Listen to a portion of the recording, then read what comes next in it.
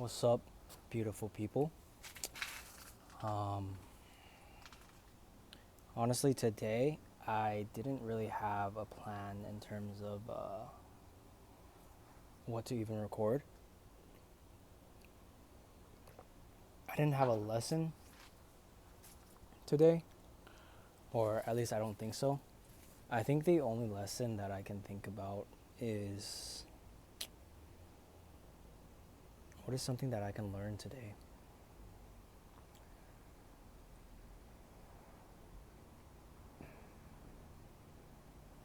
I guess understanding who I want to lead my heart. And I know I say this a lot. And I understand that I say this a lot. And it's because I feel like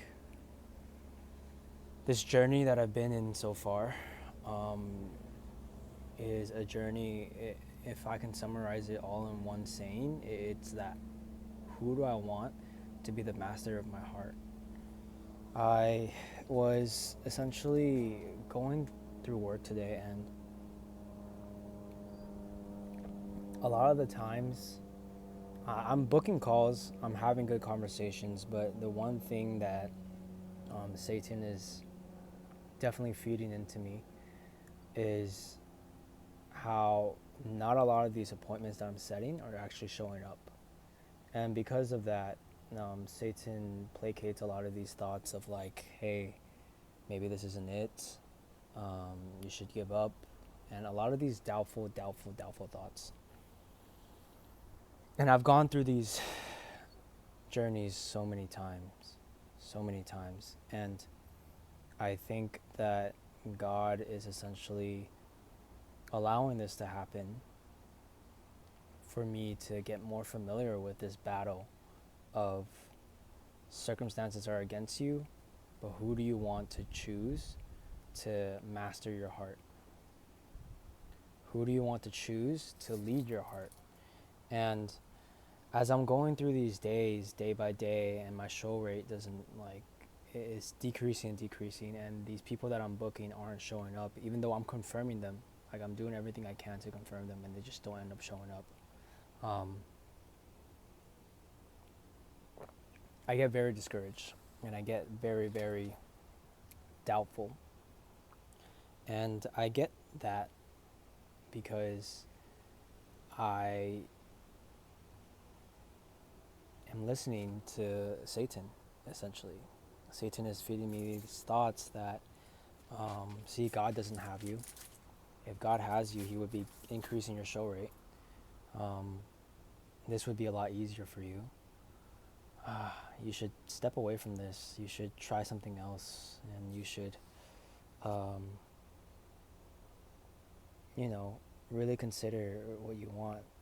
Like, you really don't even know what you want. You don't even know what to do. Like, God says that He's going to help you, yet like your circumstances still remains the same. And as I'm going through these journeys, the more I go through these journeys, the more I see how Satan is working. And because of that, um, I think God is building up my faith. In the Bible, it talks about Joseph and how Joseph was blessed with these dreams that God was giving him. And as a kid, he was just growing up. He was telling his brothers about these dreams, about these grand visions that he's having, this beautiful life that he has, and how his brothers are going to bow down to him.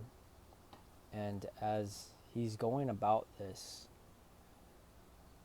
everyone is calling him crazy. Everyone starts getting or despising him. Everyone starts being envious of him. And inevitably, those brothers sold him to slavery. In that moment, being sold to slavery, that's a circumstance that I would not want to be in.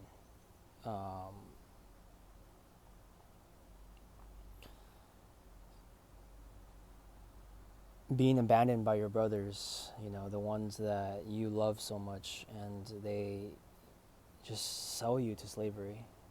In the Bible, it also talks about them wanting to kill him, but they didn't. And in that, Joseph still had the heart, like, no, this can't be true. God says that I'm going to be governor. So, hey, God is going to work. God is going to work even though I got sold to slavery, that's fine. And then after being sold to slavery, he was able to receive blessings from that by the Potiphar. And, and then he got thrown into jail because of the Potiphar's wife being accused of wanting to sleep with her. And in that, that's another circumstance that goes against him. And yet in his heart, he's like, this can't be true. There's no way this can be true. God gave me the vision and the dream of me being governor, of my brothers bowing down to me. So this can't be the end. This cannot be the end. I'm just going to keep moving forward. And as he's in the jail cell, he interprets two prisoners. I forgot. I think it was the servant of the king and also the chief baker of the king. And he interprets these dreams for them, and then they're so grateful. They're so grateful. And he was like, hey, whenever you guys get out, just remember me, please. Remember that I interpreted your dreams. And one of them got out. I think the servant got out. And then he completely forgot about Joseph. And Joseph spent a couple more years in prison. He was like, dude, what? I interpreted this guy's dream, and like I'm supposed to be out by now, but I'm not out yet. Man, like my circumstances aren't helping me. My circumstances are showing me that like God isn't gonna work. God isn't fulfilling his promises. So what should I do? But in that moment, he still holds in his heart, no, but God said and promised that I'm going to be governor. So let's just keep pushing forward. And he remains in that jail until the king has this dream that needs to be interpreted. And then the servant in that moment realized, oh my gosh, wait, when was the last time that I had a dream that got interpreted? That's right, it was this guy in the prison named Joseph. Hey, king, there's actually a guy that interprets a dream really, really well. He interpreted my dream, and it was pretty accurate. In the fact he interpreted that I was going to be able to be by your side again, and these dreams that you're having, I think it would be really good if you hear from Joseph. And the king's like, okay, let's do that. And he brings Joseph, and Joseph comes out and he interprets the dream. And then when he interprets the dream, the king found grace in him and be like, you know what, hey, you should be governor. I want you to be governor of my land. You would be second in charge. And inevitably, he became in charge. So in the same sense, like there's so many moments in my life, at least of right now in the month and a half, where my circumstances are telling me that this isn't it.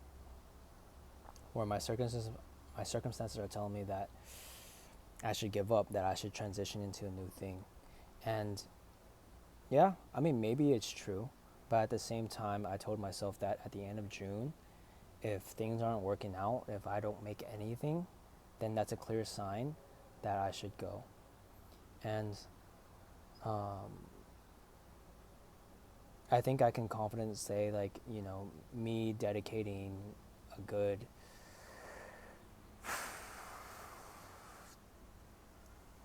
12 weeks of working on this offer essentially for 6 days a week for 8 to 9 hours, and I got nothing out of that. I mean, I still got something out of it. I'm learning a lot in terms of communication, but in terms of making money, if I'm not seeing results from that, then I think that's a good enough sign for me to say, like, hey, I think I should go and look for another thing.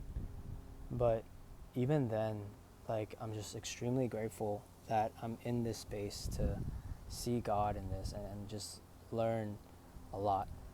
I think the offer that I'm in, I was able to grow a lot in terms of my spiritual faith, because my spiritual life, not spiritual faith, my spiritual life, because I just saw a lot of things that on how Satan works, essentially.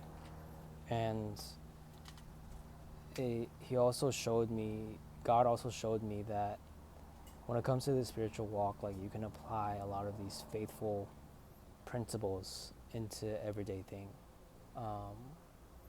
if I didn't have this faith, I mean, I can just tie it back to a pretty common self-help principle, which is when you are essentially working towards something, the first couple of months aren't going to be rainbows and sunshine. The first couple of months are going to be tough and hard. And the thing is, in those tough moments, in those couple months, are you willing to look past that and look onto the greater thing, or look onto the the greater thing of you succeeding in the space? Um, this applies to anything, whether you're creating a business or whether you're going to school. There's going to be moments where the circumstances are against you, but are you willing to look past those circumstances in order for you to move forward boldly? And I think this month and a half has been the theme of my life lately. Although my circumstances may not look the best, am I still willing to move boldly and focus on the thing that would actually focus on the greater thing that would actually help me? In this sense, it would be God. God would I move forward boldly to see how God is going to work through the problems that I have, and how He's going to overcome those problems that I have. In a sense of like the world or the self-help, I move forward boldly because I have faith that my higher identity will overcome these problems, and that even this moment in time is placed specifically for me to learn something other than making more money. It's allowing me to learn to build discipline. It's allowing me to learn to build resilience. It's allowing me to learn to build emotional intelligence, to build communication, to build being present, to continue to build essentially, I think the main thing is resilience. Growing up, I don't know where this came from, and I'm still trying to figure it out, but growing up, when things weren't working out for me, I immediately tried something else. I didn't even give it time. I don't think I remember ever giving something more than 3 months time for it to actually show results. Genuinely. And when I'm talking about time, like, I'm not talking about video games. Of course, I've spent several months on a video game, but I'm talking about things where the circumstances makes me really, really uncomfortable. When I lose in a video game, I'm not that uncomfortable. But when it comes to real life things, I'm facing with doubt, I'm facing with shame, and those feelings just feel a lot heavier. Of course, in video games, I feel that doubt and I feel that shame, but at the end of the day, I can go back to that belief of like, this is a video game, like, it doesn't really matter in real life. But when I'm in a situation or when I'm in circumstances that affects me real life, then that's heavier.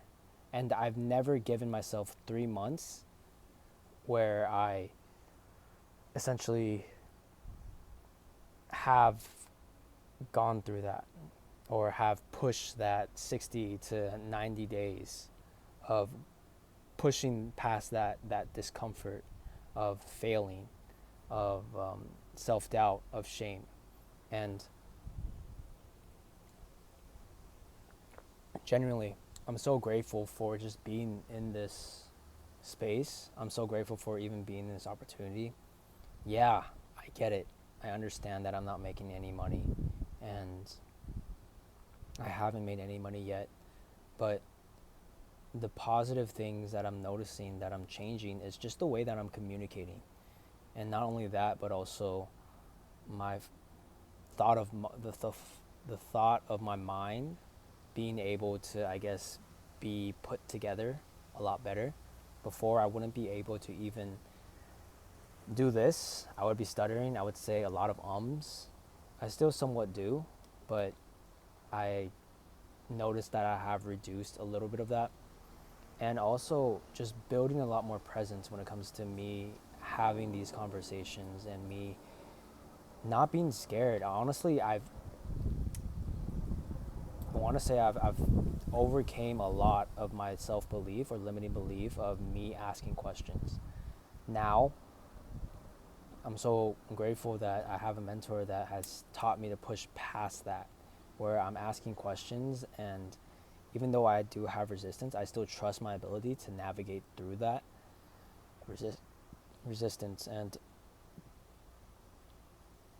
although I haven't grown in terms of my finances, I've grown in other aspects of my life, and that's communicating, that's self-belief, that's a stronger faith in God. And for me, I can't accredit anything that I'm doing because of myself. There's been so many times where I wanted to walk away from this and essentially just do a 9 to 5. It would just be easier. Like, I even told myself, like, dude, a 9 to 5 would just be easier, and my spiritual walk would be easier as well. But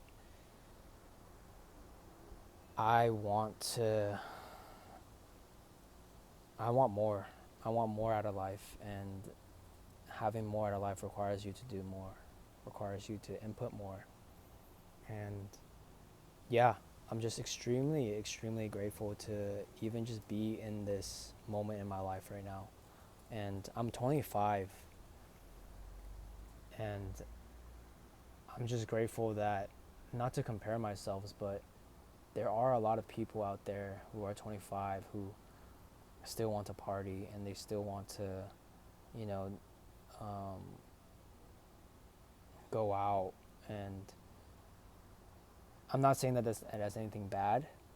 I'm just grateful that I have this belief and this value that I want to use my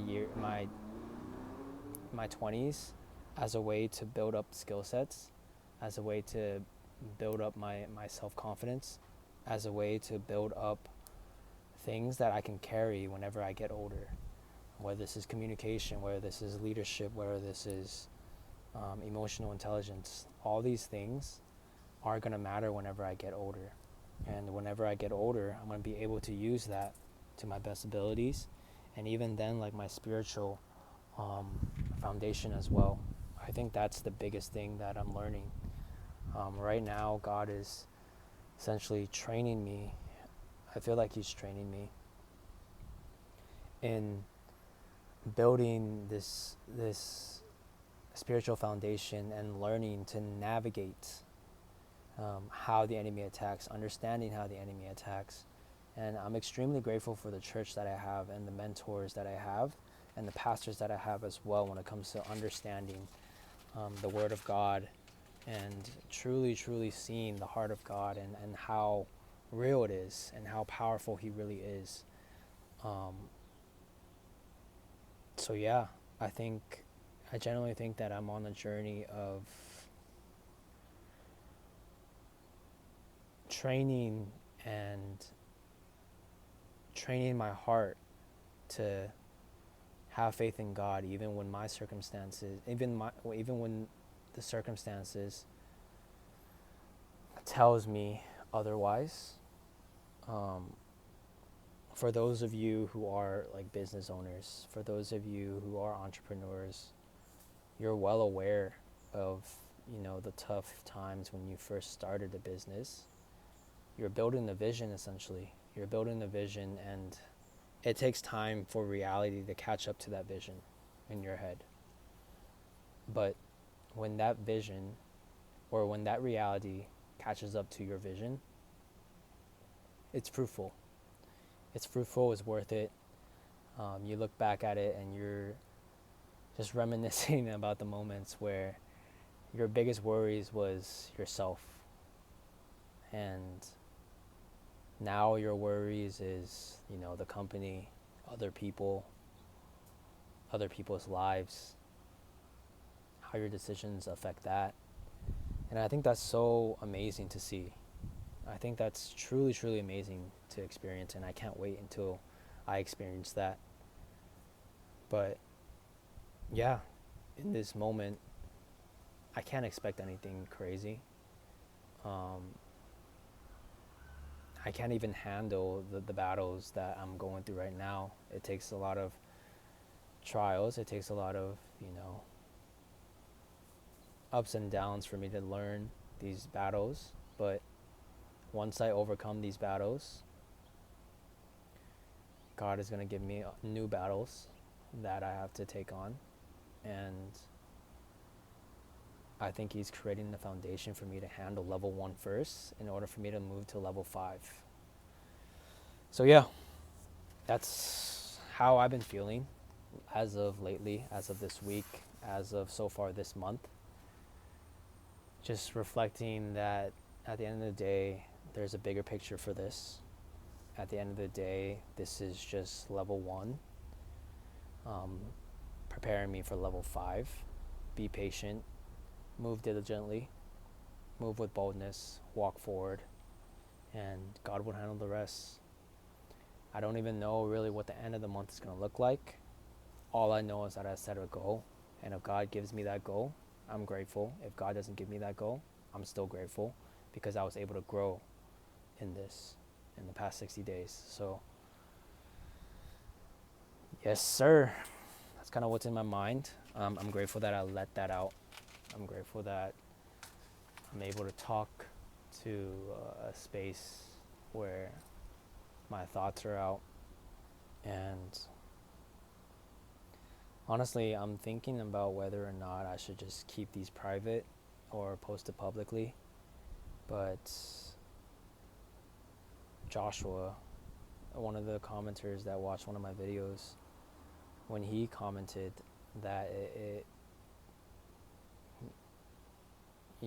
inspired him and encouraged him encouraged him. I felt very, very grateful that God is sending my message out there to people who need it. I'm grateful to see that somehow these videos are providing a positive impact on people and having a positive impact on people. Even though I speak in a monotone, and for the most part, I sound like I don't even want to talk. But I'm just extremely grateful. I'm extremely grateful that God is taking care of my life and He's leading my life. And yeah, I couldn't ask for a better support system. My friends, my girlfriend, my family. Recently, I've learned that they truly do love me. And I'm grateful to have such a strong support system, even though sometimes I lose sight of that because of just my circumstances and me focusing on my circumstances. But I'm extremely grateful that I have such a strong support system helping me and backing me up and building me up. That's all I have for today. I appreciate you guys for tuning in and listening. And I'll be seeing you guys tomorrow or whenever I see you guys. See ya.